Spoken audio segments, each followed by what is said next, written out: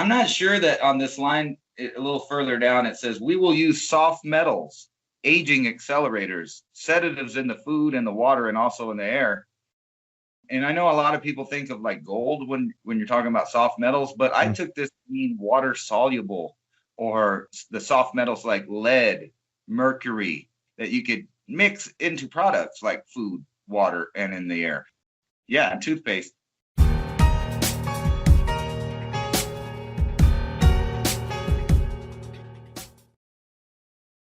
I wanted to talk about the covenant here because I thought it was such the bizarre document as well. You know, when somebody writes something like this, the poisons will be hidden in everything that surrounds them and what they drink, eat, breathe, and wear. That's not like global banking elite writing that. That was definitely not our species writing that to control us. That was a different entity, interdimensional, extra-dimensional, whatever, off-planet, whatever. That was not us writing to control us. That was something else. Is there really that separation? They're human as well. So the poison that would affect one human would affect them. And if they're talking about all these things here, everything that surrounds them, drink, eat, breathe, and wear, I don't care if you're a banking elite from the Bank for International Settlements or not. You breathe the same air. You eat this, well, not maybe the same foods, but the things that do surround us. It sounds like a different species is writing this. I really, when I look at this, and we will teach them to eat poisons. The poisons are good with fun images and musical tones. Who writes that? That it's almost as if you're an anthropologist looking at a different society and then writing it. One of the things that you first notice in there is it kind of links up to this thing about the Navy claiming that they control inventions that can change the fabric of reality. Several times in that, it spoke of illusion, misdirection, and to make sure that no one could ever see what was going on. It really had a weird flow to it. It's not like the way that a human being talks or writes. It could have been an algorithm. I could see that, like an AI talking. But even if so, you know, some of the points that are made in there, whether this is a real thing or not, the points are still valid. When I went through it, it's just like point by point. I could point to something in reality that I know of that indicates that that line or statement is true. I'll give you another one here. When their teeth decay, we will fill them with metals, and that will kill their mind and steal their future. Again, you know, it's almost as if you're looking at a cow, and it just goes on and on. But there is one point here where it says, our families will never mix with theirs. Our blood must be pure always, for it is the way. Okay, maybe that could be pure bloodlines on the planet and the royalties, but still, you know, just the way this thing reads the whole way. Animosity between them through our factions. It's a deep read. It's a deep read. I don't know, the 3 pages of just at the end of it, you're shaking your head going, this is the perfect blueprint that we've grown up with our whole lives. This is it in words, in 3 pages of an entire agenda, every way, shape, and form, everything that you could possibly think of in the way your life has been shaped, not only statism, separating us at birth from the humanity part of it, and then dividing us further that you're from this country or that country. You're not a human being on a planet. You're coming from a portion of the planet with a different governance system, as in a farming system. It's quite the eerie read after you get done with it. So I thought, you know, we might go by it point by point, because there's I would love to. That's really what I would like to do. I would like to go by point on this, because this is going to shake the core of your reality of how this is worded. It reminds me a lot of I forget which, is it FDR that said that, you know, there's a presence so pervasive, so vast that even people of politics and industry better speak under their breath when speaking of it. It almost sounded like he or whoever wrote that read this. So like on the very first line here, it says, an illusion it will be. I want you to remember this. If you've ever read cuneiform text, it has the same kind of flow. Exactly does. I was going to say something like this is an ancient document. This is nothing new. This is written 3,000 to 5,000 years ago. That's what baffles me on this thing here. It's a 5,000-year-old document put into English text. So like the very first line kind of says what we've been talking about. An illusion, it will be so large, so vast, it will escape their perception. And those who will see it will be thought of as insane. Those 2 points right there kind of gifs up any kind of mistrust or research you've done that makes you not want to do something like, genetically made foods or whatever. And it gets into every single thing you can think about point by point. So just on the first thing, we're going into this time where we're talking about disclosure, we're talking about blue beam, we're talking about hologram phones, all kinds of stuff now. And there it is right there. And you could just throw the entire mainstream media apparatus into this first line here. An illusion, it will be so large, so vast, it will escape their perceptions. Yeah, because these next couple points here, we will create separate fronts to prevent them from seeing the connection between us. We will behave as if we are not connected to keep the illusion alive.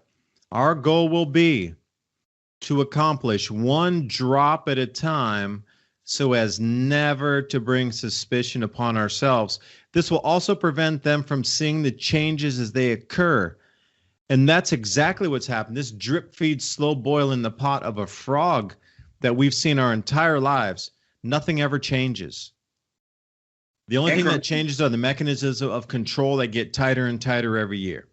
This whole fighting of this and the movement of that, nothing's ever accomplished. It all gets snapped back to nothing. And the fake leaders are upon these movements as well. We will always stand above the relative field of their experience, for we know the secrets of the absolute. I've never seen something that not only speaks of physical technologies, but also talks about your inner self in the way that this does either.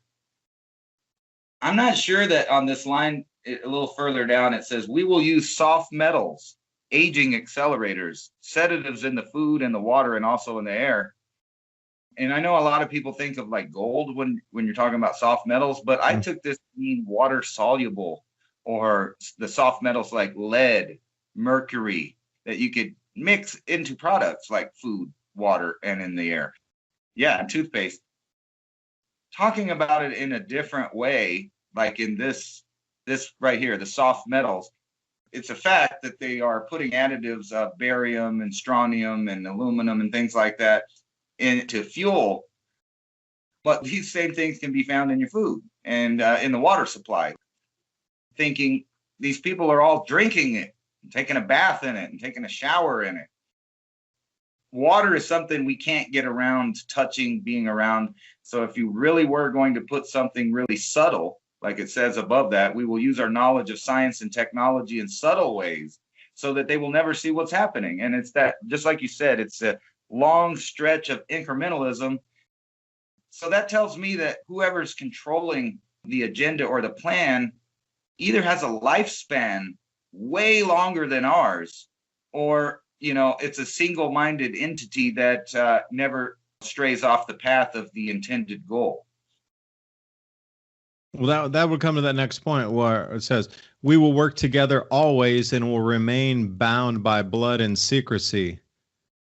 We will keep their lifespan short and their minds weak while pretending to do the opposite. Let's see here, down here. Does this not describe the world we live in? Just like you said, they will be blanketed by our poisons everywhere they turn. The soft metals will cause them to lose their minds, and we will promise to find a cure from our many fronts, yet we will feed them more poison. So, like, it's right there saying, well, we'll give you poison, we'll make you sick, you'll come back to us, and we'll give you more poison. The poisons will be absorbed through their skin, their mouth. They will destroy their minds and reproductive systems. We must be ingenious in dispensing the poisons, for they can see far. And they kind of give humans, or the lay people, whatever, credit that if they weren't being bombarded with poisons and illusions, they would see what was going on. Yeah, and the last part of it talks about we kicked them off this planet, and they would be reconciled within about a fifth of an eighth of a second, and that's what terrifies them. At the end of this document is us waking up and realizing what this other species is doing, and that by bonding together as a human species, they would be kicked off planet within, like I say, about a fifth of an eighth of a second. But that's why the aging accelerators and sedatives and food part is there. And let's see here, after the musical tones, which, we kind of all get that, it says that they will use those that we look up to, will enlist them. And it goes on and on. I even showed that video where all of the Hollywood stars are out promoting this seal of approval from the government.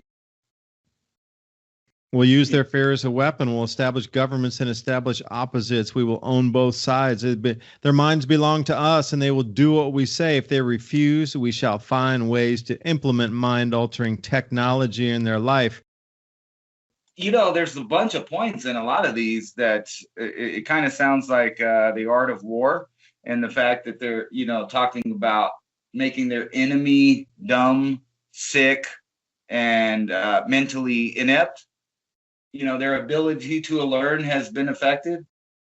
We will render them docile and weak before us by our power. They will grow depressed, slow, and obese. And when they come for us for help, we will give them more poison. Don't forget the establishing a money system that will imprison them forever, keeping them and their children in debt. Yeah. And deceiving them into accepting laws that will steal the little freedom they will have. Taking over their lands and resources and wealth to exercise total control over them. Drop by drop, we will advance our goal. They must never know a man's color is an illusion. They must always think they are not equal. Gee, I wonder what point that is. I haven't seen that recently. Yeah. The fear is a weapon. We all know that's happening. That's been happening. You could argue for, throughout history, but I can mark, I'm going to say 9/11, 2001 as when the major fear started happening. And then pretend like communism disappeared at the same time. It's just a big circle of constantly replacing your fear with another fear. Once you got a handle on one concept and realize how to, kind of deal with it, they give you a new one. You never can be prepared because you're so busy fearing the last thing that they gave you. The next thing that they're going to move to is the climate. Well, that absolutely makes sense, especially with these volcanic eruptions about, there might not be enough food. The planet's going to cool. We got no control. We got these new systems, but they're based on this new tech. And it's right there. When a light shall shine among them, we shall extinguish it by ridicule, death, whichever suits best. And you could put that on anybody from Martin Luther King to Jesus, Gandhi, or recently a long list of whistleblowers, scientists, and other people that have had unfortunate demises. Or, you have the other people, maybe like Bob Lazar, for example, that they completely denied that he worked for anyone. They said he was crazy, yet there's pictures, evidence, and since then he's been redeemed with some of the stuff he's said has come out to be totally legit. And I'll give you an example of that. In the 80s, he was talking about be able to get in there. They had a certain kind of scanner for your hand, and you'd put your hand on it and some little metal bars would come up to meet your hand, and it would take an x-ray of your bones. It's just like a fingerprint. Only certain shapes are in each individual person, so only one person will match that. Well, I was watching a documentary about whenever they were disclosing the late 90s, and lo and behold, in the background, they were showing that hand scanner device that Lazar described to a T, exactly. And then you can go also to element 115, I believe it is, theoretical, but in recent years, they've made it, so we know it's real. They must never find out they are equal. They must never know. for we shall perish. So you got to wonder what kind of hidden tech is really out there. Have you seen the New York City police walking around with that the blue dog? You know, these robotic devices that are coming out from like Boston Dynamics. You're like, wow, that's so new and high tech. No, that's 50 years old. So the things that, you know, we think are new and high tech, like, wow, that's just age-old hidden tech that's finally being rolled out off a dustbin somewhere. Dust the old rover off, the holographic one that has invisibility cloaking and whatnot. So give them the old model. Did you also find it weird that the cuneiform text that they refer to liquid so much, or drops, or blood, is constantly drop by drop? We'll do it one drop at a time. Our blood should never mix. In my opinion, it had a similar author to some of these supposed rewrites of like Inky. I'll say for one, when Inky was talking to the scribe and telling him how they did this and did that, or they, or whoever the writers were, or who they were trying to portray, always used these certain phrases about liquid.